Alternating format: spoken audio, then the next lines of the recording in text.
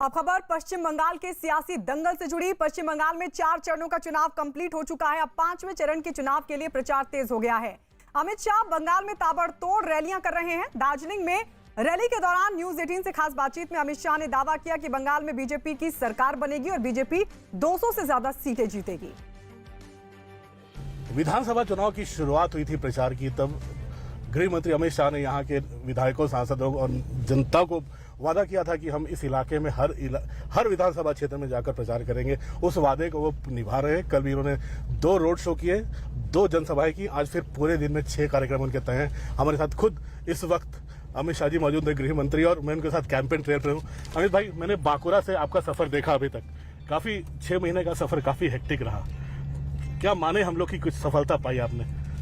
देखिए, सबसे पहली बात तो ये है कि भारतीय जनता पार्टी बंगाल की समस्याओं को समझने में और बहुत चर्चा विचार कर इसका परमानेंट सॉल्यूशन क्या हो सकता है, इसका रोड मैप बनाने में सफल रही है।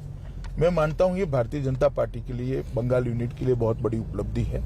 हमारा संकल्प पत्र बंगाल की सभी समस्याओं का स्थायी समाधान है, और वो तभी हो सकता है जब कोई पार्टी जनसंपर्क कर उनकी समस्याओं को समझे और एडमिनिस्ट्रेटिव रूप से उसका समाधान क्या हो सकता है इस पर चिंतन करे। तो मुझे लगता है बंगाल यूनिट ने बहुत अच्छा काम किया है। हमारे सारे नेता लोगों के बीच में गया है। मैं भी लगभग 7 महीने से, और वैसे देखा जाए तो 2017 से बंगाल के हर हिस्से में जाने का प्रयास किया है। यहाँ की समस्या को, यहाँ की जनता को समझने का, पहचानने का प्रयास किया है। और आज परिणाम स्वरूप हम मोदी जी के नेतृत्व में 200 सीटों के साथ बंगाल में सरकार बनाने जा रहे हैं, वो सुनिश्चित है। अमित भाई, मेहनत तो आप लोगों ने बहुत की, बीजेपी ने बहुत की, बहुत चिंताएं थी, लेकिन सबसे जो मुश्किल बाधा थी वो आप क्या मानते हैं यहाँ पर भी, जो पिछले 6 महीने में आई, 2 साल से आप लोग मेहनत कर रहे हैं? देखिए, बंगाल यूनिट हमारे लिए लोकसभा चुनाव के पहले ऐसा माना जाता था कि बंगाल में बीजेपी बहुत कमजोर है। ये परसेप्शन को तोड़ना हमारे लिए बहुत बड़ी बात थी, मगर मोदी जी के नेतृत्व में हम इसमें सफल हुए। 18 सीटें जीते। 18 सीटें जीतने के बाद हमें ये भरोसा दिलाने में हम सफल रहे कि बंगाल में भारतीय जनता पार्टी की सरकार बन सकती है। और उसके बाद जो मोमेंटम आया है वो आप देख ही रहे हो। हर पहाड़ हो या चाय बागान, हर जगह पे जय श्री राम के नारे लगते हैं। भारतीय जनता पार्टी के साथ लोग खड़े हुए दिखते हैं। राजनीतिक हिंसा की भूमि रही है बंगाल, चाहे लेफ्ट रहा हो, चाहे कांग्रेस, चाहे तृणमूल के राज में देखा है कि बहुत सारे कार्यकर्ताओं की हत्या हो रही है। बीजेपी के राजनीतिक वायलेंस, बम बनाने की फैक्ट्रियां यहाँ पर। अमित भाई, तो पिछले चुनाव में आपको याद होगा, अब काफी बीजेपी वर्कर्स की हत्याएं भी हुई थी चुनाव के नतीजे आने के बाद। तो क्या बीजेपी सत्ता में आ रही है, कुछ ऐसा आश्वासन देंगे कि बीजेपी आएगी तो हत्याओं का दौर थम जाएगा, बंद हो जाएगा? निश्चित रूप से मैं मानता हूं कि ये राजनीतिक हिंसा वाला अंतिम चुनाव, इस चुनाव की घोषणा के बाद भी भारतीय जनता पार्टी के 7 कार्यकर्ता मार दिए गए, क्योंकि यहां पर पहले कम्युनिस्टों ने और बाद में तृणमूल कांग्रेस ने राजनीतिक हिंसा को राज्याश्रय दिया है। इसके कारण राजनीतिक हिंसा हुई है। भारतीय जनता पार्टी की संस्कृति नहीं है। मोदी जी के नेतृत्व में 17 राज्यों में हमारी सरकार है, कहीं विरोधियों की हत्या नहीं होती। बयान उनका भी आया था कि सीआरपीएफ को घेरो। अब उनके ऊपर 24 घंटे का बैन लग गया है प्रचार का, और अब वो धरने पर बैठ गई है कलकत्ता में। देखिए, ये मैं मानता हूं कि चुनाव आयोग जिस प्रकार से बयान दिया, नोटिस जाना स्वाभाविक था। उसमें गलती का एहसास करने की जगह सत्ता का एरोगेंस मुझे तो ज्यादा दिखा जवाब में। परंतु ये चुनाव आयोग ने बहुत संयमित फैसला लिया है। सिर्फ 24 घंटे का बैन लगा है। अभी 7 दिन चुनाव और चुनाव प्रचार कर ही सकती है।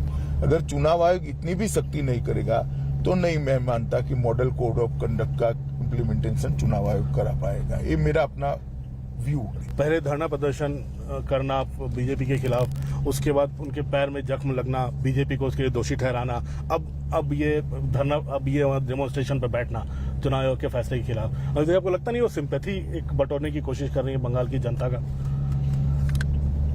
वो स्टेज में मानता हूं चला गया है। अब सिंपैथी बटोरने से कोई चुनाव बच नहीं पाएगा। बंगाल की जनता इनको बहुत अच्छे तरीके से 10 साल में पहचान चुकी है।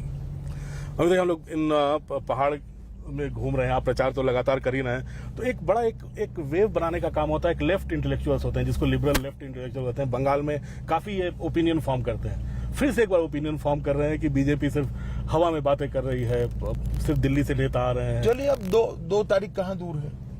आप मेरे साथी लोगों का जो हुजूम देखा है आपने, मैं नहीं मानता ये हवाई बात है। कल मेरी तीसरी सभा थी महाराज हाट में, करीब लाख के आसपास लोग थे। सिलीगुड़ी का रोड शो आपने देखा। सिलीगुड़ी में शायद ही कोई घर ऐसा होगा जहाँ से सब बच्चों के साथ आए हुए थे। ये कोई भारतीय जनता पार्टी के कार्यकर्ता नहीं है, मतदाता है जो भारतीय जनता पार्टी का मोदी जी के नेतृत्व में समर्थन करे। ये अपार जन समर्थन अमित भाई, चारों तरफ सड़क पे लोग, पहाड़ी इलाकों में जहां सांसद नहीं आते थे, एमएलए नहीं आते थे, वहां गृह मंत्री खुद घूम रहे हैं। ये तो बड़े अचरज की बात है लोगों के लिए भी, लेकिन मेहनत की बात है बीजेपी के लिए भी। अमित भाई, मटुआ समाज है यहाँ पर, आपने उनके साथ खाना खाया था। राजवंशी समाज है यहाँ पर, उनके साथ आपने खाना खाया। नाम शूद्र हैं, दलित हैं, आदिवासियों के साथ खाना खाया। तो लेकिन ममता दीदी हर किसी के लिए कुछ ना कुछ सोप्स अनाउंस करती चली गई। तो लगता है इन वोटों के लिए अब कांटे की टक्कर है, ये पूरे के पूरे बीजेपी के पास आ चुके हैं। नहीं, मैं मानता हूं कि हमने उनका संपर्क करके उनकी समस्या को जाना है और हमारे संकल्प पत्र में उनकी समस्याओं के निराकरण को उनके सामने रखने का सफल प्रयास किया है। अब सबकी आस मोदी जी से बंधी हुई है। नरेंद्र मोदी जी ने एक अलग प्रकार की राजनीतिक संस्कृति का प्रादुर्भाव किया है देश की राजनीति के अंदर, कि जो बोलते हैं वो करते हैं। पहले नेता भाषण देते थे, कभी होता नहीं था। अब नरेंद्र मोदी जी जो बोलते हैं वो होता है, वो जमीन पर उतरता है। तो बंगाल के लोगों को भी भरोसा है कि वो लोग मोदी जी के वादे को बहुत गंभीरता से लेते हैं, भाजपा के वादे को बहुत गंभीरता से लेते हैं और इसके कारण इनकी आस बंधी है कि अब ये सब कुछ होगा। अमित भाई, कल मैंने आपके साथ जनसभाएं भी की, आपके साथ रोड शो भी कवर किया हमने कैंपेन ट्रेल करते हुए। तो हमने देखा कि आप सिलीगुड़ी में जो अभी तक निगलेक्टेड रहा है, जो उत्तरी बंगाल का इलाका निगलेक्टेड रहा है, इसके लिए आपने काफी ऐलान किए हैं। यहाँ पर एम्स बनाएंगे, यहाँ पे सड़कें चौड़ी करेंगे, स्वास्थ्य बीमा योजना देंगे, किसानों के खाते में पैसे पहुंचेगा। तो क्या इस नॉर्थ बंगाल को, ये जो गोरखा जहाँ पे बहुत आयत में है, इस बंगाल को लगातार नेग्लेक्ट किया गया सक्सेसिव गवर्नमेंट के द्वारा? नहीं, उत्तर बंग को जितना अन्याय हुआ है, उत्तर बंग, जंगल महल और सुंदरवन, ये तीनों बहुत निगलेक्टेड एरिया रहे हैं और मैं मानता हूं किसी भी राज्य का विकास सम विकास होना चाहिए, सभी क्षेत्रों का एक समान विकास होना चाहिए। और हमने जो सारे वादे किए हैं बंगाल की जनता को, उत्तर बंगाल की जनता को, वो भारत सरकार की स्कीमें जो इम्प्लीमेंट नहीं हुई वो बताई हैं और मुझे लगता है कि ये अच्छे से हम इम्प्लीमेंट कर पाएंगे। एक डबल इंजन सरकार बनेगी, नीचे भी बंगाल की सरकार होगी भाजपा की और ऊपर भी मोदी जी की सरकार होगी। तो डबल इंजन सरकार निश्चित रूप से उत्तर बंग को अच्छे तरीके से विकास करेगी, पूरे बंगाल का अच्छे से विकास करेगी। इसी में एक लोकल फैक्टर, एक लोकल कार्ड खेलने का काम किया है ममता बनर्जी और तृणमूल कांग्रेस ने, कि बीजेपी के पास कोई चेहरा नहीं है, इसलिए प्रधानमंत्री मोदी और अमित भाई शाह को ही सारी कमान संभालनी पड़ रही है। चलिए, अब देखिए बंगाल की जनता क्या कहती है। स्वाभाविक रूप से मेरी पार्टी राष्ट्रीय राजनीतिक पार्टी है, तो हमारे राष्ट्रीय नेता यहाँ प्रचार करने आते हैं, इसमें कौन सी बड़ी बात है। वाकई क्या उत्तर बंगाल का जो इलाका है ये काफी पिछड़ा हुआ आपको लगता है? जी, काफी पिछड़ा हुआ। अमित भाई, असम में एक राय बनाई जा रही है कि आप लोगों का बहुमत तो आएगा लेकिन सीटें कम हो रही हैं क्योंकि महाजोट जो बना है वो आप लोगों को नुकसान कर रहा है। देखिए, असम में पूर्ण बहुमत के साथ एनडीए की सरकार बनने जा रही है, इससे मुझे कोई कंफ्यूजन नहीं दिखता। अमित भाई, तमिलनाडु में क्या आप वन साइडेड मान रहे हैं डीएमके गठबंधन का, कि हम लोग टक्कर में हैं, आपका गठबंधन है डीएमके और बीजेपी का? हम लोग नहीं, हम टक्कर में हैं, बहुत अच्छे से चुनाव लड़े हैं। मैं तो आशावादी हूं कि तमिलनाडु में हम थ्रू कर लेंगे। अभी तक केरल में कार्यकर्ताओं ने काफी संघर्ष किया और केरल में आप लोगों के भी काफी दौरे हुए, एक एक मुद्दा वहां पर उठाया। कौन बाजी मारेगा वहां पर? कह नहीं सकते, मगर हमारी स्थिति में निश्चित रूप से सुधार होगा। वोट प्रतिशत भी बढ़ेगा, सीटें भी बढ़ेगी। अमित भाई, राहुल गांधी को देखा जा रहा है इस बार सिर्फ और सिर्फ केरल में रहे हैं। वो न बंगाल गए, असम में भी गए तो एक आध बार टी गार्डन गए और वापस लौट गए। तो लेकिन अब बाहर जा रहे हैं तो कभी कोरोना उठा रहे हैं तो कभी राफेल का मुद्दा उठा रहे हैं। तो क्या राहुल गांधी क्या अब केरल में ही सिमट के रह गए हैं? चलो अपनी सीट बचाने का उनका प्रयास है, सफलता मिले उनको। लेकिन बार बार जो कोरोना को लेकर अपने देश की दवा अब एक्सपोर्ट कर रहे हैं, इस पर सवाल उठा रहे हैं, कभी राफेल पे सवाल उठा दे रहे हैं। ये बचकाना बातें। मोदी जी के लिए हमेशा देश प्रायोरिटी में रहा, पूरा देश जानता है। और दुनिया में सबसे फास्ट तेजी से वैक्सीनेशन अगर कहीं हुआ है तो भारत में हुआ है। अमित भाई, कोरोना का सेकेंड वेव जो है, हम देश की जनता ये भी जानना चाहती है कि जो सेकेंड वेव आया है, काफी है, लोग वैक्सीनेशन करवा रहे हैं, ये कब तक हम लोग को इससे बचाव करके रखना पड़ेगा? देखिए, ये महामारी इस प्रकार की है कि जिसमें इस प्रकार की कोई निश्चित तिथि देना बहुत दिक्कत वाली बात है।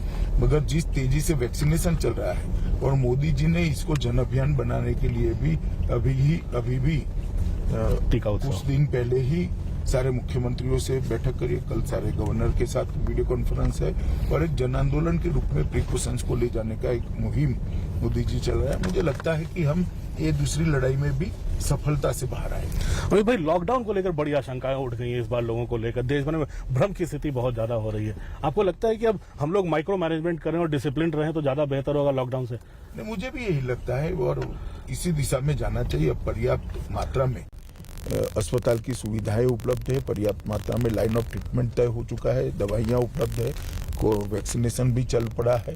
तो पहले तो प्रयास यही करना चाहिए कि containment zone, micro containment zone और कुछ प्रिकॉशंस और इसके साथ वैक्सीनेशन की सहायता, इसके आधार पर इस महामारी को हमने पार करना चाहिए। अमित भाई, अब सिर्फ पूछना चाहूंगा, अब इतने 4 राज्यों में चुनाव है तो हम माने 3-2 का स्कोर रहेगा इस बार?